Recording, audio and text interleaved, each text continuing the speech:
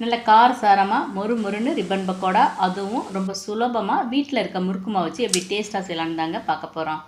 இந்த ரிப்பன் பக்கோடா செய்கிறதுக்காக நான் 2 கப் வீட்டிலே தயார் பண்ணி வச்சுருக்க முறுக்கு மாவு எடுத்து வச்சுருக்கேன். நீங்கள் கடையில் ரெடிமேடாக விற்கிற மாவு கூட வாங்கி பயன்படுத்திக்கலாம். மாவு கூட 1 டீஸ்பூன் மிளகாத்தூள், 1 டீஸ்பூன் கருப்பியல், 1/4 டீஸ்பூன் ஓமம் சேர்த்துக்குங்க. ஓமத்தை வந்து கைனால் தேய்ச்சி அதுக்கப்புறம் மாவில் சேர்த்துக்குங்க. 1/4 டீஸ்பூன் உப்பு சேர்த்துக்குங்க. கொட்டைப்பாக்கு அளவுக்கு கட்டி பெருங்காயத்தை தண்ணியில் ஊற வச்சு கரைச்சி இது நான் சேர்த்துருக்கேன். கட்டு பெருங்காயத்துக்கு பதிலாக 1/2 டீஸ்பூன் பெருங்காயத்தூள் கூட சேர்த்துக்கலாம். கொஞ்சமாக பட்டர் இல்லைன்னா நெய் சேர்த்து மாவு வந்து நல்லா கலந்து விட்டுருங்க. இப்போ மாவில் வந்து கொஞ்சம் கொஞ்சமாக தண்ணி ஊற்றி இடியப்ப மாவு பக்குவத்தில் பிசைஞ்சு எடுத்து வச்சுக்கோங்க.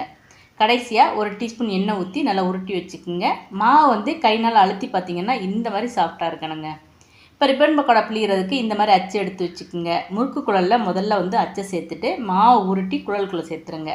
அதே அகலமான கடாய் எடுத்துக்கோங்க. நான் வந்து இரும்பு கடாய் தான் எடுத்துருக்கேங்க. இப்போ ரிப்பன் பக்கோடா சுட்டு எடுக்கிறதுக்கு தேவையான அளவு எண்ணெய் ஊற்றிக்குங்க. நான் ரீஃபைண்ட் ஆயில் எடுத்து வச்சுருக்கேன். எண்ணெய் வந்து நல்லா சூடான உடனே அடுப்பை வந்து சிம்மில் வச்சுட்டு நேரடியாகவே எண்ணெயில் வந்து ரிப்பன் பக்கோடா பிழிஞ்சு விட்டுறலாம். இப்போ அடுப்பை வந்து மீடியம் ஃப்ளேமில் வச்சு ரிப்பன் பக்கோடா ஒரு பக்கம் நல்லா வெந்ததுக்கப்புறம் அடுத்த பக்கம் திருப்பி போட்டு நுரையெல்லாம் குறைஞ்சி அந்த எண்ணெயோட சலசலப்பு சத்தம் வந்து குறைஞ்ச உடனேயே ரிப்பன் பக்கோடாவை எண்ணெயிலேருந்து வெளியே எடுத்துருங்க.